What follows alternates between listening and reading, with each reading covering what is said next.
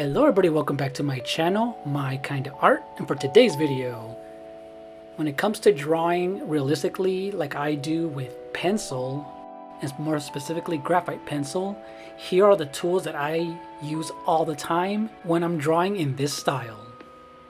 If you check out my channel, I do a lot of realistic art, and these are the exact tools that I use, and I'll have the names and brands of everything that I have listed below. And these are even the tools that I used for my very first teaching in Skillshare. And just as a quick reminder, I love teaching through pop culture, and don't forget that I do have a Skillshare class that's already published and it's ready to be viewed. Just go to skillshare.com and I have all the links in the descriptions below. And this is just a small snippet of the things that I teach through pop culture, and this is just one of the lessons that I like to do using erasers, brushes, and stumps. So go ahead and check that out. Thank you so much.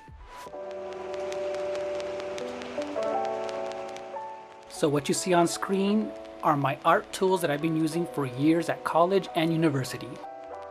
Some various erasers, some pencil sharpeners, soft bristle paintbrushes for blending, some paper stumps for blending in various sizes, different types of pencils. Some of them are optional, but these are the main ones we need to create our drawings. So I have a collection of Staedtler pencils varying from the lightest 2B all the way up to 8B being our darkest. But one of the main important ones that we always need for any drawing is the number 2 pencil. The reason a number 2 is the most important in any drawing or sketch that we create is because we can create tones from either light to dark depending on the pressure that we apply to the paper. However, this one's optional, but if you do have a pencil that's lighter than a 2B, I recommend a drafting pencil, and this one's a 2H, which is fairly light, and it doesn't matter how much pressure we apply, it's always going to remain fairly light. And the reason I like using a drafting pencil just when I need to begin the initial drawing is because if we do make any mistakes, the lines are easy to erase. Having an optional mechanical pencil like this, any type of lead pencil, comes in handy when it comes to making hair, very thin hair, and anything like eyelashes and eyebrows. As for the erasers, I have several. I have an art gum eraser, a Staedtler Mars plastic eraser, and a Kneaded eraser. Any kind of brand that you have is fine, but you do need at least one hard eraser for general all-around erasing, but you do need a kneaded eraser, and the most important reason is because it's able to be manipulated like clay. You're able to mold it and shape it into any size that you want, and you're able to lift any type of lead, any type of graphite that we're using, any pencil marks, and it's easy to shape it into various sizes that we may need. Now these following are optional, but I do recommend at least having one of these, because this one you're able to go into the fine corners of any type of crevice when it comes to the face that we're going to be drawing.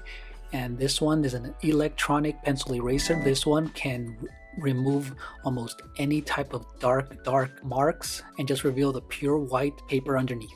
And if you don't have an electronic pencil eraser, picking up various pencil erasers like this is also fine. You're just gonna have to put a little bit more elbow grease just to erase any of those marks, but these will do just fine for all the detailed erasing that we'll need.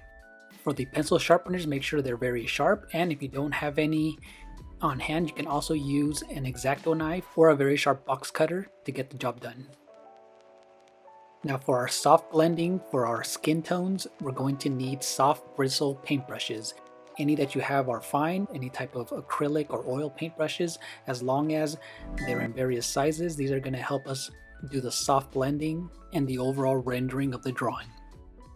Now these here are called art stumps or blending sticks that are made out of paper, or also called tortillons, and these are one of the most recommended blending types of tools to have in your arsenal, because these you can get into corners, inside the lips, inside the ears, eyes, and for hair, and also for wrinkles. And this one is going to help push and pull all the type of graphite and lead into different areas, and they usually come with these strips of sandpaper that are used to clean and sharpen them.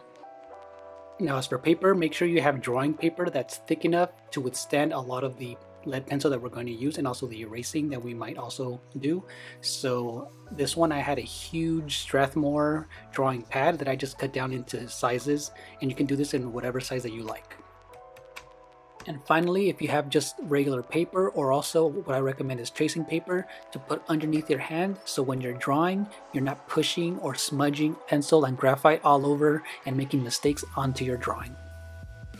So what did you guys think of my tools? Comment down below, and I want to hear what you guys use for your art. Thank you so much for watching, and see you later. Bye.